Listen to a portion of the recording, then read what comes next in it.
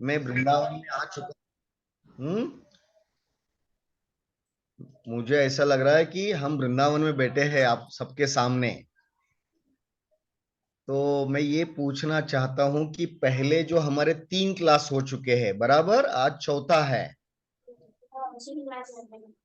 जी। तो पहले पहले क्लास में क्या हुआ, ब्रीफ में 1 मिनट में। दूसरे क्लास में क्या हुआ, वो ब्रीफ में छोटा सा, आप एक एक, कोई एक बच्चा हाथ ऊपर करेगा और वो बताएगा कि पहले क्लास में हमने क्या सीखा।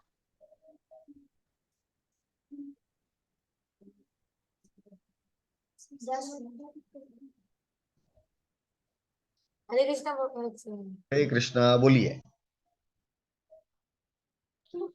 हरे कृष्णा बाबू जी। हरे कृष्णा, बोलिए। और जी पहली क्लास में तो हमने ज्यादा नहीं पता, हम लोगों ने, आपने बताया था 4 डायरेक्शन के बारे में, आपने सबसे थोड़ा ब्रीफली बताया था। जी। और बोला था कि अगली क्लास में और बताएंगे। आपने कुछ होमवर्क दिया था कि कृष्णा ने अपने गुरुकुल में कौन से 64 लैंग्वेज मतलब सब्जेक्ट सीखे थे। जी, परफेक्ट, बहुत बढ़िया, बहुत बढ़िया। दूसरा दूसरा क्लास, कोई कोई बच्चा और बोलेगा? तो सेकंड क्लास। हरे कृष्ण प्रभु जी। जी, बोलिए। हरे कृष्णा। प्रभु जी, आपने सेकंड क्लास में दिशाओं के बारे में बताया था। जी। और आपने होमवर्क दिया था कि जो चार कोने जब चार जो दिशाएं और होती हैं, जी। उनके उनके बारे में बताना है। जी।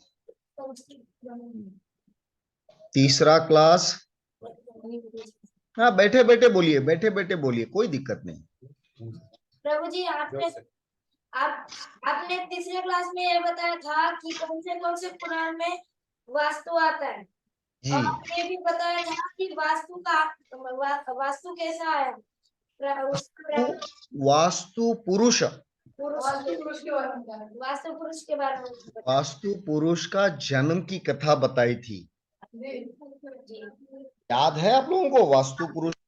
हाँ प्रभु जी। मैं उस टाइम क्लास में नहीं था प्रभु जी। हाँ प्रभु हाँ। जी। वास्तु पुरुष शिव जी के पसीने से, हाँ। के पसीने से आए थे। प्रभु जी। तो आज हम, आपको याद है, मुझे ऐसा लगा कि बीच में 15 दिन हम मिले नहीं, तो आप भूल गए, मुझे ऐसा लगा। प्रभु जी। जी, बोलिए बोलिए। प्रभु जी, जो आपने और 8 दिशाओं में बताया था कि कितने कितने डिग्री के एंगल में वो रहते हैं, और 5 तत्व में से कहाँ कहाँ है। जी, वेरी गुड, वेरी गुड, बहुत अच्छा। और ये भी बता रहे थे प्रभु जी की वास्तु जो है उसको हमारे पूर्वज प्रसाद लेने से पहले प्रसाद निकाल के पानी। जी जी जी जी जी। ये ध्यान रखिए, जब एक बच्चा बोल रहा हो तो दूसरा बच्चा उनको डिस्टर्ब ना करे, तो पहले की बात हमें क्लियरली समझ सकते हैं। जिसको बाद में बोलना है वो हाथ ऊपर करके, फिर हमें समझ में आएगा कि भाई किसी को कुछ डाउट है। ठीक है? अगर आपको कोई चीज ना समझ में आए तो आप हाथ ऊपर, उंगली ऊपर कीजिए, तो मुझे पता चलेगा कि आपको कुछ डाउट है, कुछ समस्या है। ठीक है? पहले क्लास में हमने देखा था कि ये 4 दिशाएं, ईस्ट, वेस्ट, नॉर्थ और साउथ, जो बच्चा, काफी बच्चे बोल रहे थे कि प्रभु जी हम लेट आए, हमें ये दिक्कत थी, हम बाहर गए थे, घूमने गए थे, वगैरह वगैरह। तो हम तीनों क्लास का आज 5-10 मिनट में एक समरी लेंगे। ठीक है? पहले दिन हमने बताया था कि 4 मुख्य दिशाएं, ईस्ट, वेस्ट। ईस्ट में, पूरब में सूरज उगता है, और वेस्ट में, पश्चिम में सूरज डूबता है। समझ में आ गया? अभी ये बताइए कि सूरज जब उगता है, यानी जब सनराइज होता है और सनसेट होता है तो उसका ड्यूरेशन, टाइम जोन कितने घंटों का होता है? सब एक साथ। मैंने क्या बोला, जिसको पता है वो हाथ ऊपर करे और ये करे कि बताइए कितने घंटों का होता है। बोलिए एक एक करके। 12 hours. Very good, very good. जैसा सूरज का 12 आवर्स का वर्किंग ऑफिस आवर्स बोलते हैं ना, 9 to 5 ऑफिस आवर्स होते हैं, आपका गुरुकुल का आवर्स है, स्कूल के टाइम टेबल है, वैसे सूरज भगवान के भी टाइम टेबल है। कितने बजे आते हैं और कितने, कभी लेट होते हैं क्या? आप उठो ना उठो लेकिन वो समय पे आ जाते हैं, बराबर ना? वैसे चंद्रमा का भी है। आप ये जो कॉस्मोलॉजी सीख रहे हो उसमें आपने काफी चीज सीखी होगी, भागवत कॉस्मोलॉजी, है ना? उसमें बहुत सारे ग्रहों के बारे में आपको सिखाया जा रहा है। तो वास्तु भी ये एक वैदिक साइंस ऐसा है कि पहले के जमाने में कोई इंटरनेट नहीं था, कोई गूगल सर्च नहीं था, फिर भी पहले के ऋषि मुनि इतने होशियार, इतने बुद्धिमान थे कि आज का जो हमारा पंचांग है, पंचांग किसको कहते हैं, कोई बता सकता? 5 अंग यानी उसके 5 पहलू। बोलिए, कोई भी बोलिए। जो 5 अंग से मिलकर बना होता है उसको पंचांग जी, कहते उसे पंचांग कहते हैं। सही बात है। तो ये पंचांग में 5 अंगों में क्या क्या चीजें आती है, किसी को पता है? हैं। राशि राशि नक्षत्र ग्रह, राशि नक्षत्र ग्रह। जी जी जी। तो ये पंचांग से हम हमारा वैदिक वैदिक प्रणाली जो है ये सिखाती थी कि कब कौन सा अमावस कभी आने वाली है, पूर्णिमा कब है, एकादशी कब है, द्वादशी कब आएगी, चंद्र ग्रहण कब होगा, सूर्य ग्रहण कब होगा। केवल ये पंचांग देख के, ये आकाश में जितने तारे हैं, ग्रह है, उसे देखकर हमारे ऋषि मुनि 1 साल पहले प्रेडिक्शन प्रेडिक्शन यानी कुछ चीजों के बारे में बोलते थे कि इस साल का चंद्र ग्रहण इस तारीख को, इस महीने में, इस दिन को होगा। कितना सटीक उनका प्रेडिक्शन या उनकी शिक्षा थी। आज आपके माता पिताओं ने आपको इस्कॉन गुरुकुल में जो भेजा है, क्यों भेजा है? बाहर भी बहुत सारे स्कूल है, कॉलेजेस है, लेकिन गुरुकुल में वो ज्ञान आपको मिलेगा जो बाहर के कॉलेज में या बड़े बड़े स्कूल में नहीं मिलेगा।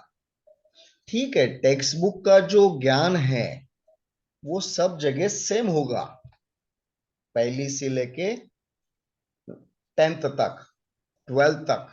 क्योंकि अभी ये सब सीबीएसई हो चुका है, करेक्ट। लेकिन गुरुकुल में शिक्षा लेने का सबसे बड़ा एक एडवांटेज ये होता है कि आपको यहाँ पे ऐसे चीजों के बारे में सिखाया जाएगा जो कोई कॉलेज में या कोई बड़ी बड़ी संस्था, स्कूलों में नहीं मिलेगा। क्योंकि ये सारा प्रभुपाद जी की कृपा है।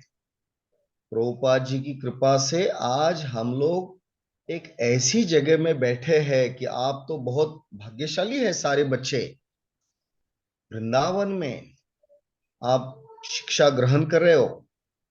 आपको पढ़ाने वाले सब बड़े भक्त है, सब टीचर, सिखाने वाले। तो ये आपके जीवन का बहुत बड़ा मूल्यवान समय है, और उसमें जो वैदिक ज्ञान के बारे में आप जो सीखना चाह रहे हो, मैं आपको पहले दिन से बता रहा हूं, जो चीज आपको लग रहा है कि आपके समझ में नहीं आ रही है, आप मुझे एक नहीं दो बार फिर से पूछिए, प्रभु जी ये हमारे दिमाग में नहीं बैठ रहा है।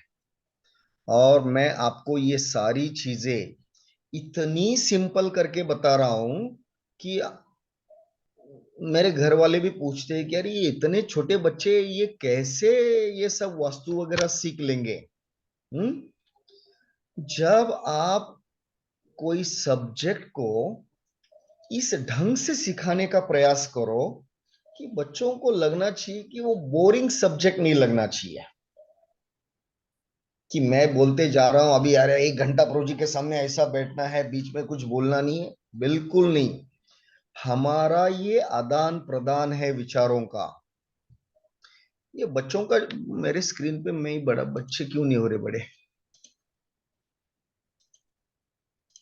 हाँ अभी अब सब बच्चे दिखाई दे रहे मेरे सामने।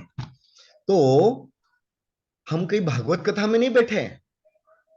हाँ, भागवत कथा में थोड़ी बैठे कि भागवत कथा बोलने वाला भागवत कथा करता रहेगा और सब लोग बैठे रहेंगे, कोई झपकी दे रहा है, कोई क्या कर रहा है, कोई क्या कर रहा है, नहीं।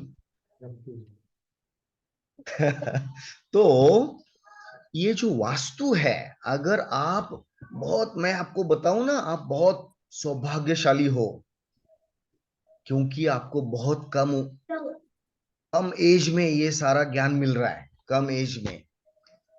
हमें तो मिला 30 30 35 साल के बाद मिला, आपको 8 9 10 साल में आपको ये सारा ज्ञान मिल रहा है। तो इस ज्ञान को आप कैजुअली कैजुअली यानी अरे चलो आया है, सीखना है, घर वालों ने बोला है, गुरुकुल में वालों भी बोल रहे कुछ वास्तु सीखो, कुछ आयुर्वेदा सीखो, कुछ एस्ट्रोलॉजी सीखो। मैं आपको ये बता रहा हूं कि अगर आप सीरियसली इस बातों को लेते हो या सीखते हो, तो जब भी आप गुरुकुल से पदवी या ग्रेजुएशन करके 10th 12th करके जब बाहर निकलोगे ना, तो आपको किसी के सामने हाथ फैलाने की जरूरत नहीं पड़ेगी। ये मेरा आपको शब्द है।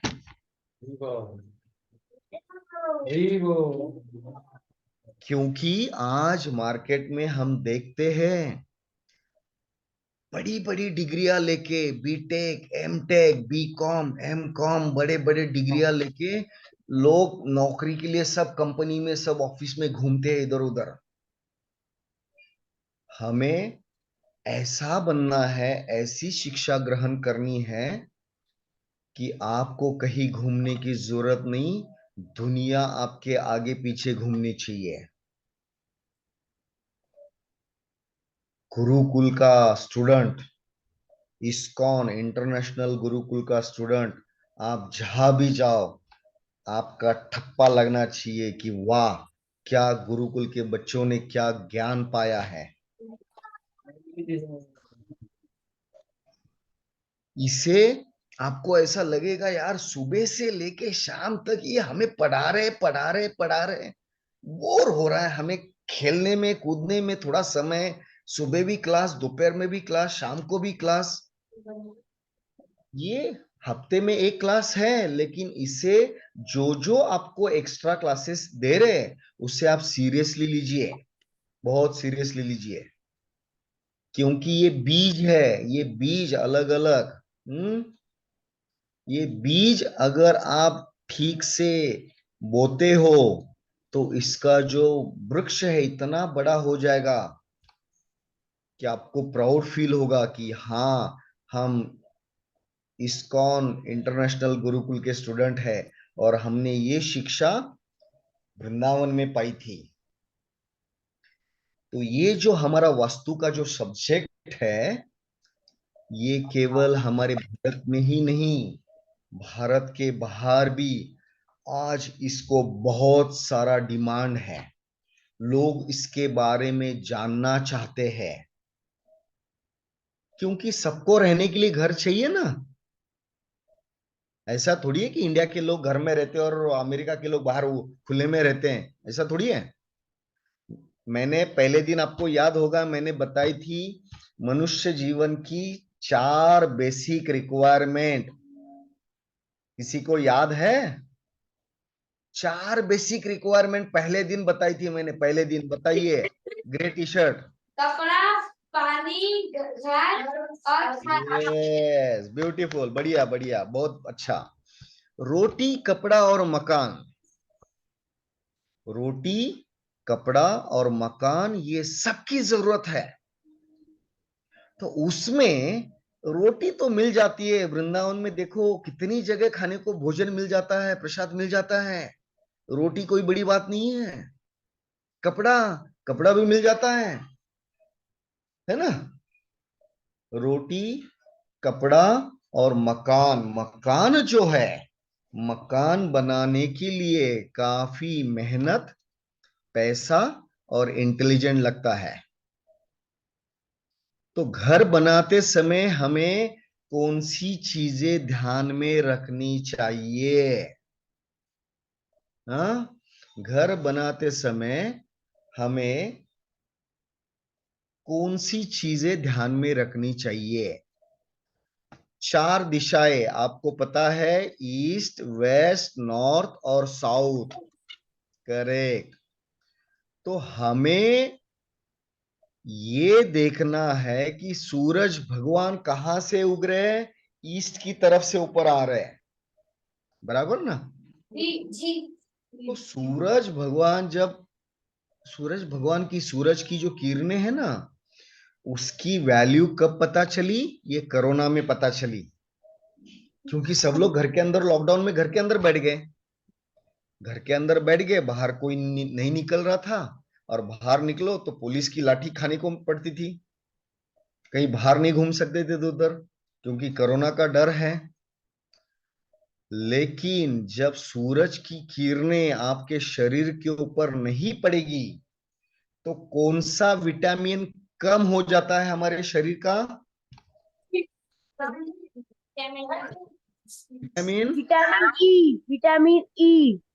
ई और डी, कौन सी विटामिन ई। है? ओके, विटामिन ई कम हो जाता है। तो डॉक्टर क्या बोलते हैं? जब छोटे बच्चे होते हैं ना, 1 महीने का, 2 महीने का, 4 महीने का छोटा बच्चा होता है, बच्चा पैदा होता है तब, तो डॉक्टर बोलते हैं कि उसे सूरज की सुबह की जो किरणें हैं उसमें रखिए। सबसे ज्यादा सूरज की किरणों में से ये विटामिन ई मिल जाता है। हाँ? तो जब हमारा घर ईस्ट फेसिंग होगा, ईस्ट फेसिंग का मतलब क्या है?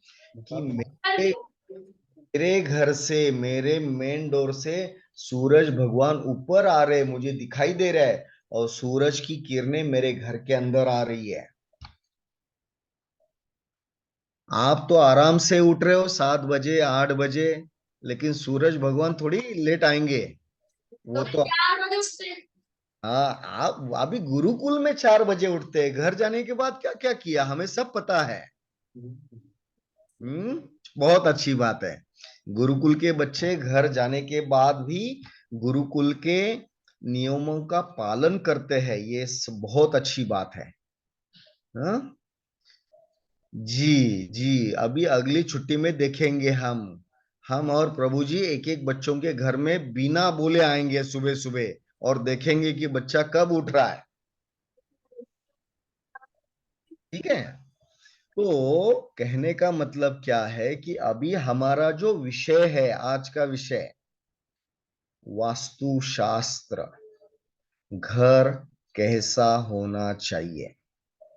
घर यानी बहुत बड़ा बंगला, बहुत बड़ा हवेली, उसे घर कहते ऐसा नहीं है। अगर वो छोटी सी झोपड़ी भी हो, कुटिया हो, 4 दीवार हो, उसे मट्टी से और गोबर से लिपा गया हो। चार दीवार जब एक साथ आ जाती है उसे घर कहते हैं। सैंडविच किसे कहते हैं? नीचे ब्रेड है, बीच में ककड़ी है, टोमेटो है, क्या क्या लगाते हैं ना, फिर ऊपर से हाँ केचप है, सब कुछ है। जब उसे पूरा हो जाता है तो उसे कहते हैं सैंडविच। मैं आपको सैंडविच का उदाहरण क्यों दे रहा हूं? क्योंकि ब्रेड है, ऊपर भी ब्रेड है, लेकिन उसके बीच में बहुत सारा माल स्टफ किया हुआ है, स्टफिंग है। करेक्ट। नींद नहीं आ रही ना? हाँ प्रभु हाँ, वेरी गुड। जी जी, बहुत अच्छा। तो जब घर बनता है तो चार दीवारी के अंदर सैंडविच होता है, और उस सैंडविच में पोटैटो, टोमेटो, केचप नहीं डालते हैं। घर के सैंडविच के अंदर क्या होता है? Living room, bedroom, kitchen, toilet, bathroom, बाहर बैठने की जगह, गौशाला, भगवान का मंदिर, स्टडी रूम, कितनी जगह है। ये सारे चीजों को एक साथ चार दीवारी के अंदर जब हम लेके आते हैं तो उसे हम घर या मकान कहते हैं। आपके घर में टीवी होगा, सबके घर में टीवी है? नहीं है? ए भगवान। चलो चलो, टीवी प्रभु मेरे घर में टीवी नहीं है। बहुत अच्छी बात है, बहुत अच्छी बात है। आपको पता होगा कि जब टीवी, मोबाइल, हाँ, जैसा भी ये मेरे ये पास एक मोबाइल है, अगर मोबाइल को रेंज नहीं है, टावर के सिग्नल नहीं आ रहा है, तो मोबाइल काम करेगा? नहीं करेगा, क्योंकि उसे सिग्नल नहीं आ रहा है। जब आपके घर में एक छोटा सा टीवी है तो वो टीवी को एक सेटअप बॉक्स के साथ कनेक्ट करते हैं। वीडियोकॉन, टाटा प्ले का वीडियो बॉक्स होता है, तो उसका एक छोटा सा छतरी होता है जो घर के ऊपर लगाते हैं। देखा होगा ना आप लोगों ने, सब लोगों ने देखा होगा। वो जो छाता होता है, वो जो छतरी होती है, वो आकाश की तरफ मुंह करके रखते हैं, क्योंकि वो जो आकाश की तरफ से आने वाले सिग्नल को वो कैच करती है, और आपके घर के अंदर जो स्क्रीन लगी है उसके अंदर पिक्चर क्लियर दिखाई देता है। अभी देखिए, आप बैठे हो वृंदावन में, मैं बैठा हूं यहां पूना में। कम से कम 1500 से 1700 किलोमीटर। अगर और अगर आप पुणे में बैठे और मैं देहरादून में, तब अगर आपको थोड़ा मैसेज सेंड करना है तब मेरे करे, घर पे एक एक ऐसा प्लेट होना चाहिए है घर के ऊपर। जी जी, तो कहने का मतलब ये है कि हम लोग 1500 से 1700 किलोमीटर दूर बैठे हैं, लेकिन आमने सामने एक दूसरे को देख रहे हैं। कौन बच्चा क्या कर रहा है, किसको चिमटी ले रहा है, कौन कौन कहाँ मुंह करके बैठा है, कौन कर रहा है, ये सब मैं यहां बैठ के देख रहा हूं। ये जो टेक्नोलॉजी है, ये टेक्नोलॉजी सेम हमारे वास्तु में भी काम करती है ना? अभी इसने ऐसा किया, मुझे यहां पता चला एक सेकंड में। पीछे पीछे वो ऐसा बैठा है, मैं यहां देख सकता हूं। हाँ, एक टेबल के पीछे बैठा है, मैं यहां से देख सकता हूं। हाँ, कहने का मतलब क्या है? देखिए कि ये टेक्नोलॉजी इतनी अच्छी है कि हम इतने दूर बैठे हैं, लेकिन एक दूसरे को देख सकते हैं। मैं जो बोल रहा हूं वो आप सुन सकते हो, और आप जो बोल रहे हो वो मैं यहां सुन सकता हूं। वैसे ही वास्तु में, vastu is a living entity. मैंने पहले दिन आपको ये बताया था, वास्तु जीवित है। वास्तु यानी क्या? जमीन। वास्तु यानी जमीन। वास्तु यानी घर नहीं। जिस जमीन के ऊपर हमें घर बनाना है, प्लॉट, उसे वास्तु कहते हैं। आपने आपके गुरुकुल के गार्डन में, मैंने उस दिन काफी आपके फोटो देखे कि आप बच्चों ने बहुत सारे अलग अलग औषधियों के पौधे लगाए, आयुर्वेदिक औषधियों के पौधे लगाए, फूल के पौधे लगाए हैं, अलग अलग फ्रूट्स के पौधे लगाए हैं। तो जब आप एक बीज जमीन में बोते हो, तो कुछ दिनों में उसका छोटा सा अंकुर बाहर आता है और धीरे धीरे धीरे धीरे उसके पत्ते बाहर निकलते हैं। क्यों? क्योंकि वो जो जमीन है, वो जो जमीन है वो जीवित है। अगर जमीन मृत है तो क्या उसमें से पौधा आएगा? नहीं आएगा। जो चीज जीवित है वही आपको रिजल्ट देगी। आपको आयुर्वेदा में सिखाया होगा ना कि जो भोजन है, आयुर्वेदा सीख रहे ना आप लोग?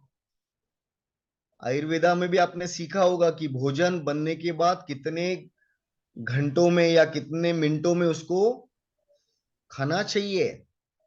खाना बन ज्यादा जल्दी से, ज्यादा लेट भी नहीं और जी, ज्यादा जल्दी भी नहीं। बहुत बढ़िया, बहुत बढ़िया, थैंक यू। जी जी जी, अभी आपका भोजन हो गया या भोजन करना है? भोजन करना है। हाँ, मुझे इसीलिए लग रहा और है कि आपको भोजन करना है, अब एक फिक्स टाइम पे भोजन करना है। वेरी गुड, वेरी क्योंकि गुड। क्योंकि अगर उस टाइम पे डाइजेस्टिव जूसेस आते हैं, उस टाइम ही आपको खाना खा लेना चाहिए है। यस यस, बहुत अच्छी बात है। तो मैं आपको ये समझा रहा हूं कि जो हमारी जमीन है, जिस जमीन में बीज बोते हैं उसमें से पेड़, फूल, फल निकलते हैं। इसीलिए जमीन जीवित है। ये ध्यान में रखिए, vastu is a living entity. मैंने आपको सिखाया था, आपको याद है?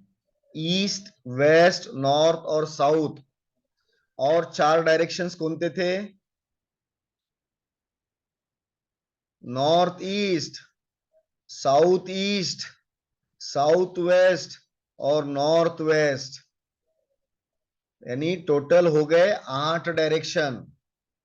और 2 डायरेक्शंस कौन से थे? एक। तो टोटल 10 डायरेक्शन। और हमने और पंच महाभूतों के बारे में भी हमने सीखा था। याद है पंच महाभूत या भूल गए? पानी, हवा और आकाश बहुत बढ़िया, बहुत बढ़िया, बहुत सुंदर। और आग। हाँ, अभी ये पंच महाभूत, कौन सा भूत कौन सी जगह में बैठता है? 5 एलिमेंट्स, 5 एलिमेंट्स के 5 पोजीशंस है। कौन कौन सी जगह में कौन सा, किसी को याद है? क्या सागर में पानी, अग्नि में अग्नि, नैवेद्य में पृथ्वी, black T shirt, black T shirt, black T shirt. जी प्रभु जी, जी, वायुमंडल में वायु, अग्नि कौन में अग्नि, निशान कौन में पृथ्वी। जी जी, बहुत बढ़िया। फिर से मैं बोलूंगा, लेकिन हमें जब आंसर देना है तो टेक्निकल वर्ड्स में देने हैं। टेक्निकल वर्ड्स क्या है?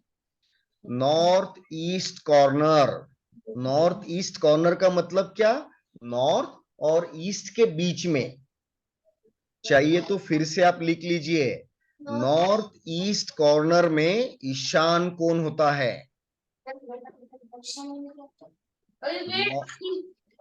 नॉर्थ ईस्ट कॉर्नर में ईशान कोण होता है। इसे हम जल तत्व कहते हैं, वाटर एलिमेंट्स।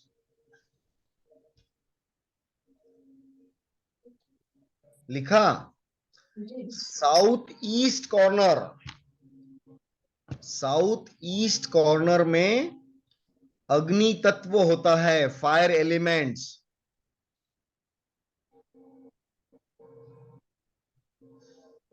उसको कहते क्या है संस्कृत में? Sorry, Sanskrit south east corner को संस्कृत में क्या कहते हैं? अग्नि तत्व। अग्नेय वायव्य ईशान्य शांति शांति। South west corner, south west corner earth elements, पृथ्वी तत्व।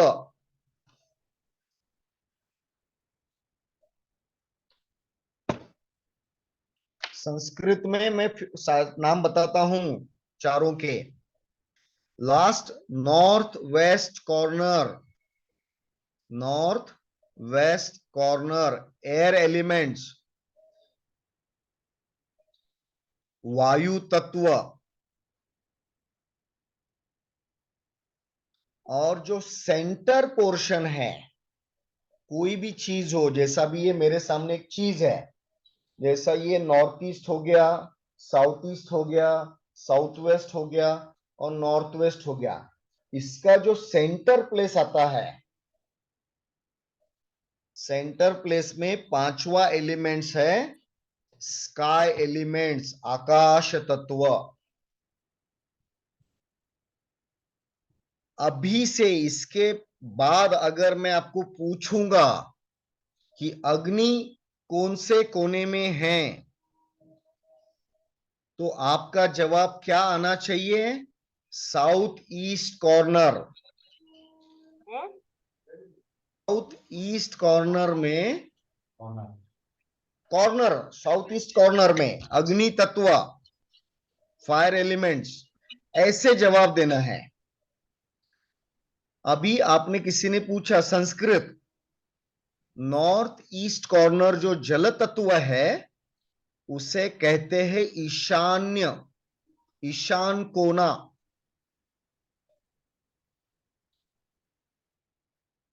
साउथ ईस्ट कॉर्नर अग्नि तत्व को कहते हैं अग्नि,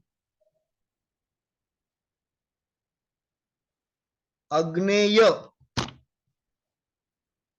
ईशान्य अग्नेय। साउथ वेस्ट पृथ्वी तत्व, अर्थ एलिमेंट, उसे कहते हैं नैऋत्य।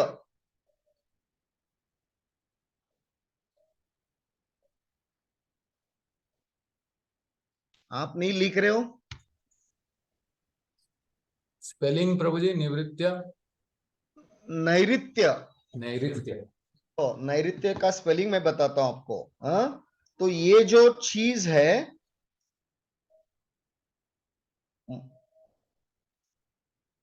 ये जो नैऋत्य और एक बचा जो सेंटर वाला, उसे कहते हैं आकाश तत्व, क्योंकि वो सेंटर में है और ब्रह्मस्थान में आता है, वो ब्रह्मस्थान में।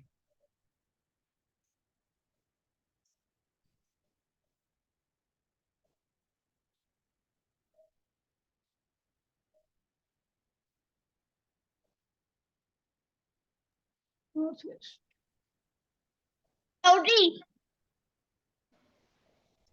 प्रभुजी, बोल। नॉर्थ ईस्ट की तरफ कौन सा एलिमेंट है? फिर से पूछिए, आपकी आवाज मुझे क्लियर नहीं आ गई। मेरा क्वेश्चन है, नॉर्थ ईस्ट की ओर कौन सा, नॉर्थ ईस्ट डायरेक्शन में कौन सा एलिमेंट रहता है? वाटर एलिमेंट्स, जल तत्व। और नॉर्थ वेस्ट? नॉर्थ वेस्ट में वायु तत्व, एयर एलिमेंट्स। और साउथ वेस्ट? साउथ वेस्ट में अर्थ एलिमेंट, पृथ्वी तत्व। एंड साउथ और अब- साउथ ईस्ट में? साउथ ईस्ट में अग्नि तत्व, फायर एलिमेंट्स।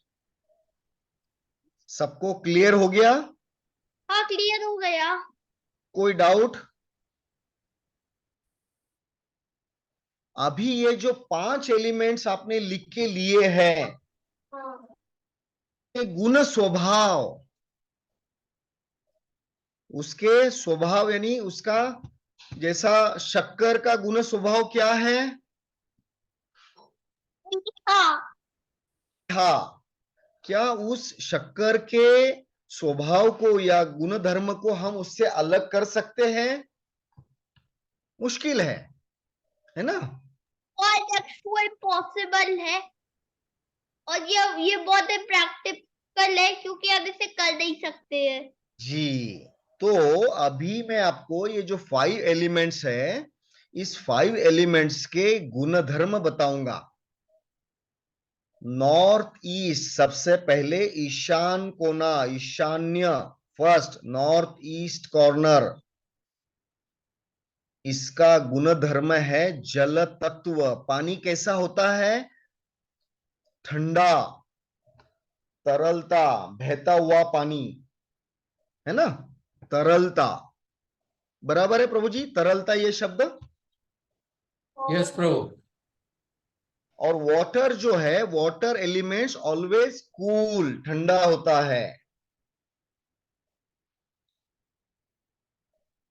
ये बीच वाला बरमुडा हाथ बांध के बैठा, कुछ नहीं लिख रहा है, क्यों? अच्छा, वो आपका दोस्त बाजू वाला लिख रहा है, आप नहीं लिख रहे? मैंने लिख लिया, मैं अभी जो बोल रहा हूं वही लिख लिया। Okay. Second elements south east, अग्नि कोना। अग्नि के नाम में ही क्या है? अग्नि तत्व, गर्मी है।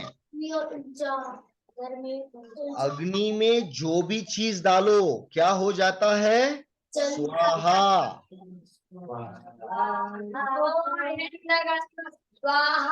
स्वाहा यानी वो उसको निगल लेती है, बराबर ना? अभी आपके पेट के अंदर अग्नि जल रही है, अभी उसको भोजन को स्वाहा करना है, प्रसाद को। तीसरा एलिमेंट्स है साउथ वेस्ट कॉर्नर, पृथ्वी तत्व। पृथ्वी यानी क्या? जमीन। उसका एलिमेंट्स है, उसका गुण धर्म है जड़त्व। जड़त्व यानी हेवीनेस, भारीपन। पत्थर, पत्थर हल्का होता है या भारी होता है? पत्थर, उसका कुछ ना कुछ वेट होता है ना। तो ये जो अर्थ एलिमेंट्स है, नैऋत्य, उसका गुण धर्म है जड़त्व, भारीपन और हेवीनेस। मराठी, हिंदी, इंग्लिश तीनों में आपको बता रहा हूं।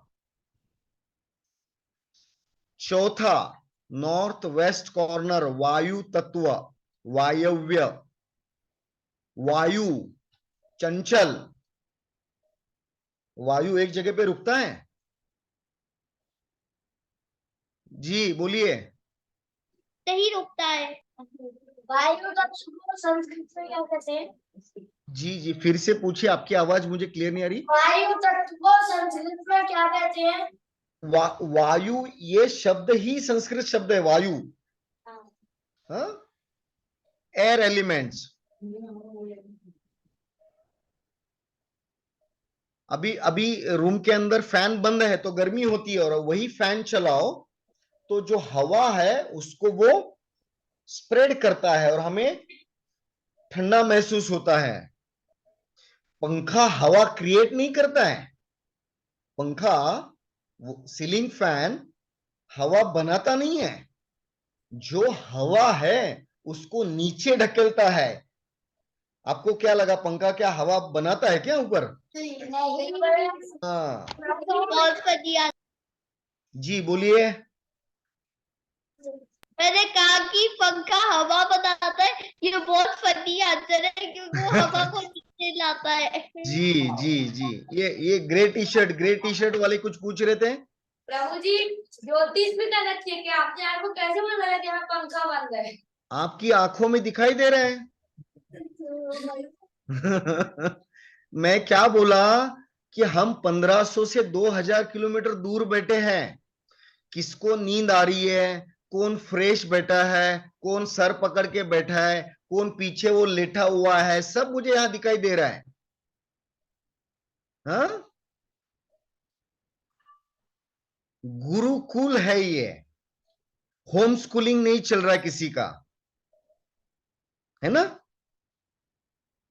और आप इस्कॉन इंटरनेशनल गुरुकुल के स्टूडेंट्स हो। यस, सैल्यूट नहीं, हाथ जोड़ते हैं, सैल्यूट तो पुलिस को करते हैं। हरी बोल, thank you very much, thank you.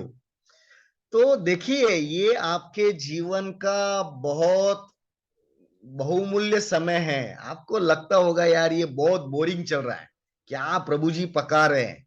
हाँ? पका नहीं रहे, आपको सिखा रहे हैं। लेकिन जब आप बड़े हो जाओगे तभी आपको ये सारी चीजें याद आएगी।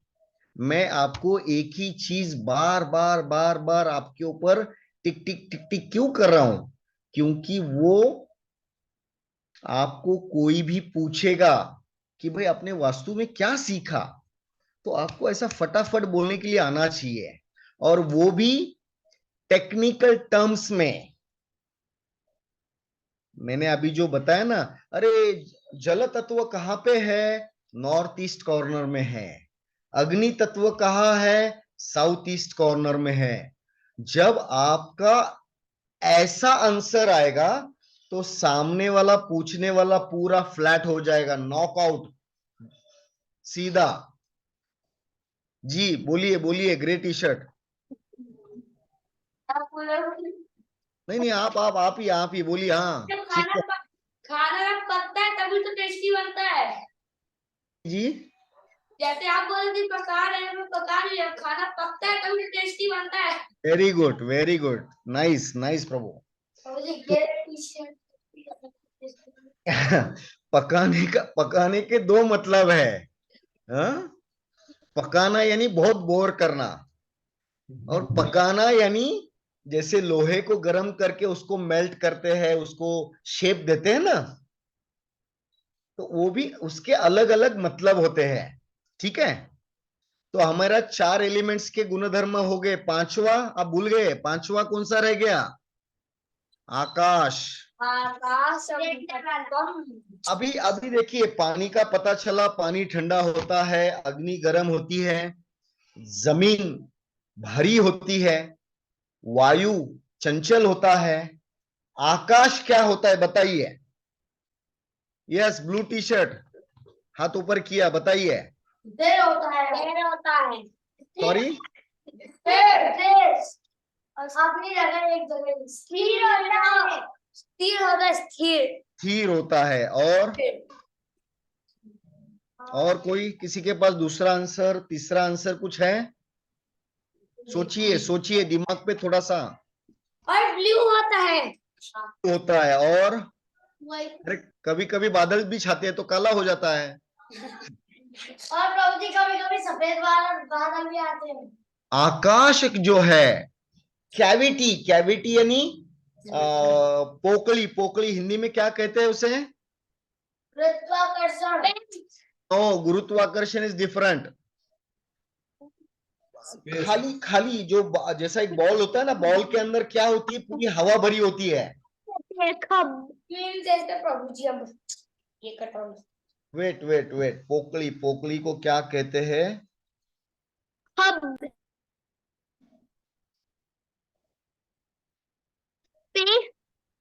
कैविटी, कैविटी ये जो वर्ड है ये बराबर डिक्शनरी का वर्ड है। कैविटी यानी खाली, होलोनेस, होलोनेस। हमारे पेट के अंदर हम सांस लेते तो हवा भरती है ना, पेट अंदर जाता है बाहर आता है, छाती अंदर जाती है बाहर आती है, तो अंदर स्पेस, स्पेस यानी जगह है, खाली जगह है, इसलिए तो सांस लेने के बाद पेट अंदर बाहर होता है। आकाश तत्व का गुणधर्म क्या है, किसी को समझ में आ गया? क्या मुंडी मुंडी हिला रहे हैं, बोलो। हाँ, खाली खाली खालीपन, खालीपन, कैविटी, कैविटी यानी उसके अंदर जगह है। हाँ? ईशान कोने का गुणधर्म है जल तत्व का ठंडा। साउथ ईस्ट कॉर्नर अग्नि कोने का गुणधर्म है गर्मी। साउथ वेस्ट नैऋत्य उसका गुणधर्म है जड़त्व यानी भारीपन। चौथा नॉर्थ वेस्ट कॉर्नर वायु तत्व उसका गुणधर्म है चंचलता। और पांचवा जो आकाश तत्व है, आकाश तत्व का गुणधर्म है कैविटी यानी पोकली यानी खालीपन। आकाश, हमारी पृथ्वी गोल है ना, पृथ्वी गोल है, और जब रॉकेट उड़ता है तो कुछ लिमिट तक हमें दिखाई देता है, लेकिन उसके बाद वो दिखाई नहीं देता है, क्योंकि उसमें काफी बड़ा स्पेस है। आपको याद है पिछले 10-15 दिन पहले एक रॉकेट लॉन्च किया था, चंद्रयान-3 चंद्रयान, परफेक्ट, करेक्ट। और बाहुबली रॉकेट। अरे अभी तक नहीं पहुंचा वो, अभी तक नहीं पहुंचा चांद पे, अभी तो बहुत दिन अभी तो बहुत दिन है। यानी इतना मैं आपको ये क्यों चांद्रयान का एग्जाम्पल दे रहा हूं कि हमारे जमीन से चंदा मामा कितना दूर है। बताया था ना कितना।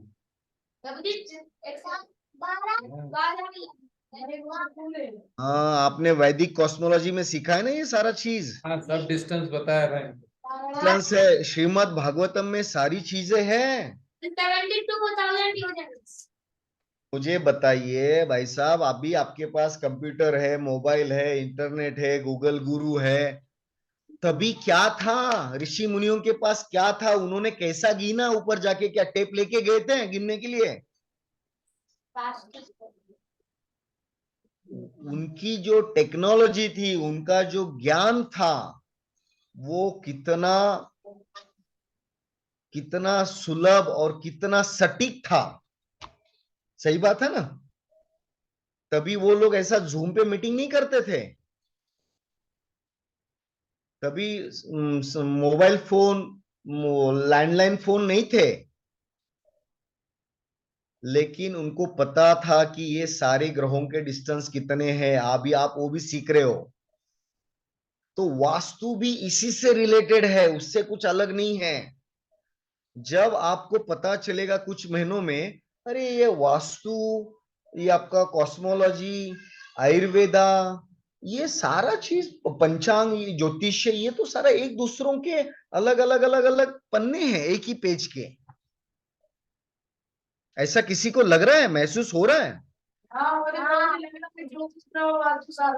बेसिक चीजें, यस, ब्लैक टी शर्ट, बोलिए। प्रभु जी, वो ज्योतिष और वास्तु और कॉस्मोलॉजी में लग रहा है करेक्ट। एक एक दूसरे के भाई बहन है, भाई बहन है, सिक्के के दो पहलू है, लेकिन इस सिक्के में आपके 4-5 पहलू हैं, क्योंकि क्योंकि आप कॉस्मोलॉजी सीख रहे हो, ज्योतिष सीख रहे हो। ये मैं आपके जितने टीचर स्टाफ है उनका मैं बहुत आभारी हूं, क्योंकि ये इतनी कम उम्र में आपको ये इतना सारा चीज सिखा रहे हैं। जब आपके टीचर प्रभु जी मेरे से बात कर रहे थे कि बच्चों को ये सिखाना है, मैं तो सर पकड़ के बैठ गया यार। इधर बड़े बड़े BTech, MTech, B civil engineer लोगों को ये सारा सब्जेक्ट सर के ऊपर से चला जाता है, ये बच्चे कैसे सीखेंगे? तो प्रभु जी ने बोला, हमारे बच्चे साइंटिस्ट से भी ज्यादा सुपरसोनिक, सुपर फास्ट बच्चे हैं हमारे। हाँ, सही है ना? यूं करके झपट लेते कोई सब्जेक्ट के ऊपर, बहुत बढ़िया। यानी आपके ऊपर उनको पूरा विश्वास है कि हाँ ये बच्चे ये सारा चीज सीख सकते हैं। यस, आपको ऐसा प्राउड फील होना चाहिए। और जब भी आप जैसा भी नेक्स्ट नेक्स्ट आपका छुट्टी हो जाएगा, गुरुकुल का जब भी दीपावली का छुट्टी होगा, क्रिसमस का होगा, जो भी छुट्टी होगी, तो जब आप घर जाओगे और ये बेसिक आपने जो जो गुरुकुल में सीखा है, इसके ऊपर जब आप घर वालों से, अपने मित्रों से, अपने रिश्तेदारों से जब आप बात करोगे, तो उनको पता चलेगा कि यार हमारा बच्चा इधर ये म्युनिसिपैलिटी के स्कूल में जाने वाला और ये गुरुकुल में जाने वाला बच्चा, कितना डिफरेंस है इनके बीच में। ये बच्चा तो बेसिक एस्ट्रोलॉजी भी जानता है, ये बच्चा बेसिक आयुर्वेदा जानता है, वास्तु जानता है, कॉस्मोलॉजी जानता है। आपके पेरेंट्स को, आपके माता पिता को कितना गर्व फील होगा कि वाह हमारा बच्चा इतनी कम उम्र में बहुत कुछ सीख रहा है।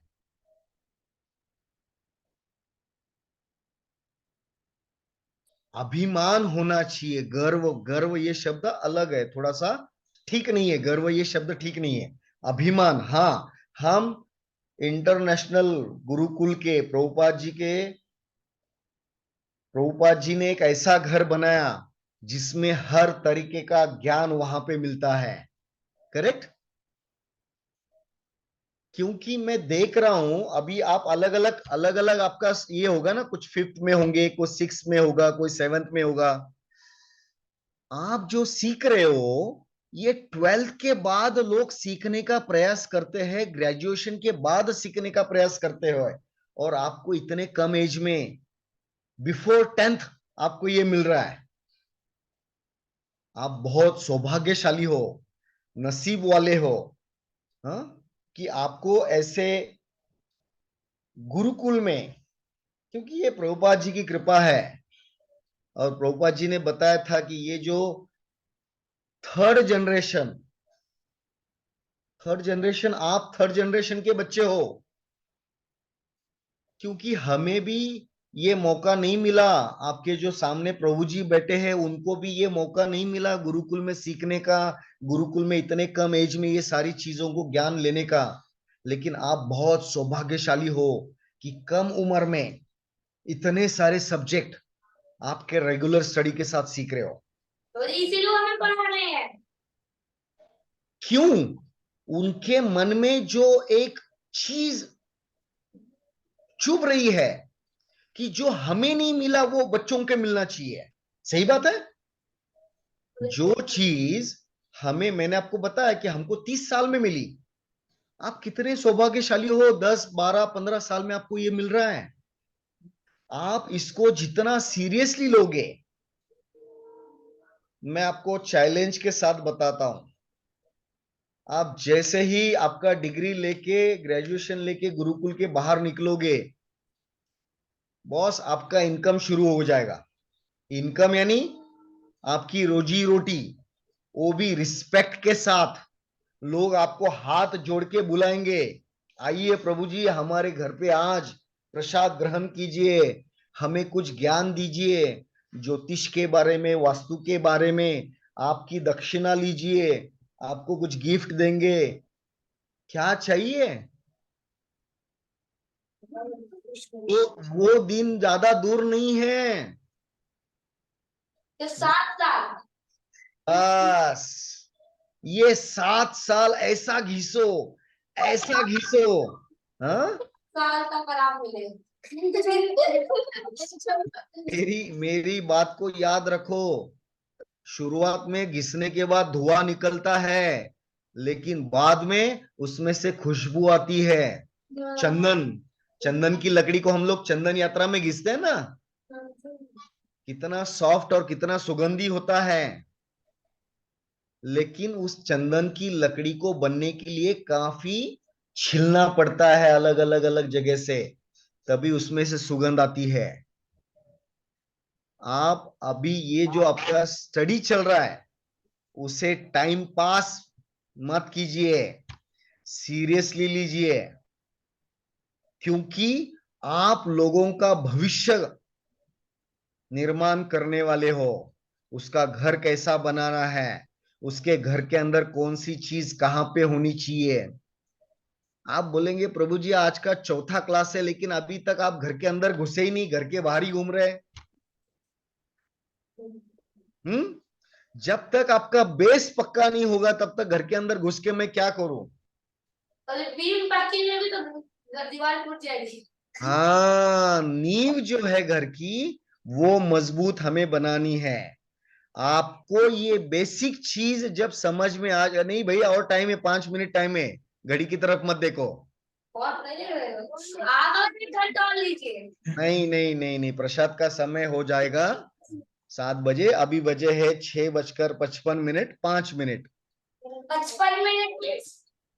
तो जब आपकी ये नींव वास्तुशास्त्र सीखना है तो मैं आपको फिर से बता रहा हूं, 8 डायरेक्शंस, टोटल 10 है, लेकिन अपने दिमाग में 8 डायरेक्शंस, 5 एलिमेंट्स, इसको फिट आपको नींद में भी कोई पूछे कि भाई ये डायरेक्शन में क्या है, नींद में भी जो बच्चा बोलेगा, वो जो मांगेगा वो गिफ्ट में उसको दूंगा। नींद में भी बोलना चाहिए उसने।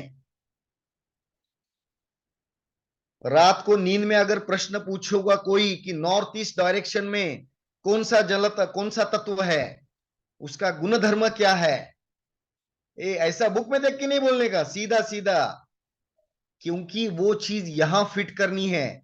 अभी केवल आपने लिखा है, होमवर्क है, ये होमवर्क है। अगर ये 8 डायरेक्शंस, 5 एलिमेंट्स आपके दिमाग में फिट बैठ गए, आपको दुनिया का कोई वस्तु वाला चैलेंज नहीं करेगा। बोलिए, किसी को कोई समस्या, कुछ नहीं समझ में आ गया? प्रभु जी हरे कृष्णा। हरे कृष्णा। प्रभु जो 5 अंक से मिलता है उसको पंचांग बोलते हैं ना। हाँ, उसमें राशि, नक्षत्र, ग्रह, तारे और क्या है एक? वो पंचांग के बारे में मैं आपको बताता हूं। मेरे सामने इधर देखो पंचांग है। हाँ, तो 5 अंग है। आपने सही बोला, आपने सही बोला, ग्रह, नक्षत्र, तारे, राशि, उसमें वार यानी सोमवार, मंगलवार, बुधवार, गुरुवार होते ना, वार डे, हाँ, वो भी होते हैं उसमें।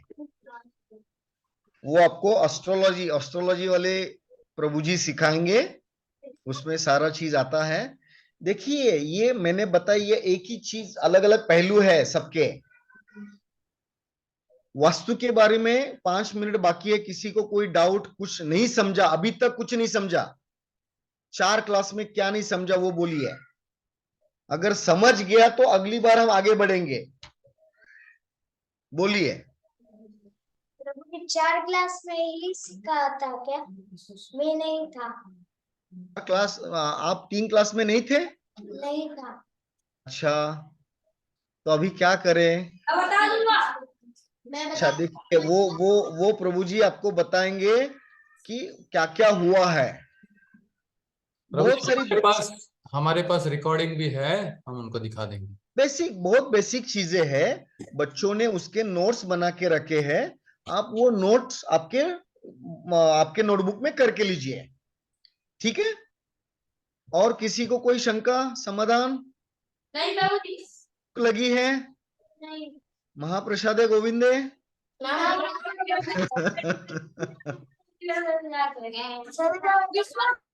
देखिए, अगली अभी हम हफ्ते में एक ही बार मिलेंगे, एवरी वेनसडे, करेक्ट? तो एवरी वेनसडे ही मिलना है। तो अभी मैं आपको अगले वेनसडे के लिए होमवर्क, कहाँ जा रहे, भाग रहे हैं? प्लेट लेनी है, पूछना था जाना है, पूछना था पूछना तो था। अगले क्या वेनसडे के लिए होमवर्क ये रहेगा, 8 डायरेक्शंस। एक क्वेश्चन पूछ रहे हैं, पूछना हाँ, पूछिए क्वेश्चन पूछिए। हरे कृष्णा प्रभु जी। प्रभु जी पहले के पंचांग में चाहे अब के भी पंचांग में लिखा हुआ रहता है कि इस दिन चंद्र ग्रहण लगेगा, उस दिन सूर्य ग्रहण लगता है। ये सब कैसे पता चलता है उनको? अभ्यास योग युक्तेन भगवत गीता में भी एक श्लोक आता है ये।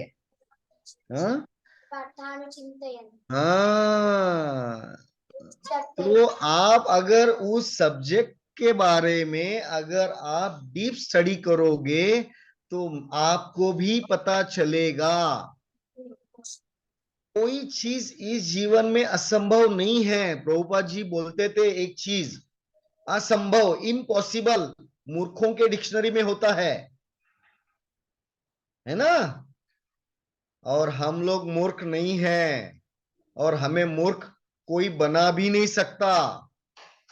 तो ये इम्पॉसिबल, असंभव को दिमाग से निकाल दो। तो अभ्यास करने से आप सब कुछ जान सकते हो। किसी को कोई प्रश्न? हाँ, मैं होमवर्क दे रहा हूं। वेट कोई जाएगा नहीं। होमवर्क एक ही प्रश्न है। ब्लैक टी शर्ट, आपको पता है भूख लगी है। प्रश्न ये है 8 directions, east west north south, north east south east south west south north west, पंच महाभूतों के स्थान और उसके गुणधर्म। पंच महाभूतों के स्थान, कौन सा स्थान पंच महाभूत कौन सी जगह पे है, और उसके गुणधर्म आज नहीं अगले बुधवार को बताना है। अगली क्लास में। आपका माइक बंद हो गया, म्यूट है आपका माइक। बता रहे क्यों जी? जी एक ही प्रश्न है। मुझे याद हो गया। याद हो गया, लेकिन अगले बुधवार, क्योंकि आज की रात कल की रात गई तो परसों की रात कुछ याद नहीं रहेगा, क्योंकि अभी प्रभु जी सामने सामने हैं, सब ताजा ताजा है तो दिमाग में बैठा है। रिवीजन रिवीजन 15 दिन नहीं किया तो मिल जाएगा। देखिए, मैं आपको और एक छोटी सी चीज बताता हूं कि आपको जो नोट्स लिखे हैं ना, ये नोट्स को आप दिन में जब भी आपको समय मिले, हर एक सब्जेक्ट के नोट्स को उसमें से थोड़ा सा आप जाइए, 10 मिनट जाइए, देखिए आज क्या क्या बोला, उसको ध्यान में रखिए। ऐसा नहीं कि अभी वास्तु का क्लास अगले वेनसडे है तो उसको नोटबुक को बंद करके रख दिया तो अगले वेनसडे निकालेंगे, ऐसा मत कीजिए। रोज 10 मिनट दीजिए, ज्यादा नहीं, मैं आपको बताऊं 10 मिनट, आपके हार्ड डिस्क में हर चीज फिट बैठ जाएगी। एक ही प्रश्न दिया मैंने अगले अगले वेनसडे के लिए। हाँ, तो अगले वेनसडे मिलेंगे। 7 बज चुके हैं, आपका प्रसाद का समय हो चुका है। यही आज के लिए आज हम यही रुकेंगे। ठीक है प्रभु जी, यस, धन्यवाद प्रभु जी। Thank you very much. Hare Krishna. Hare Krishna. धन्यवाद।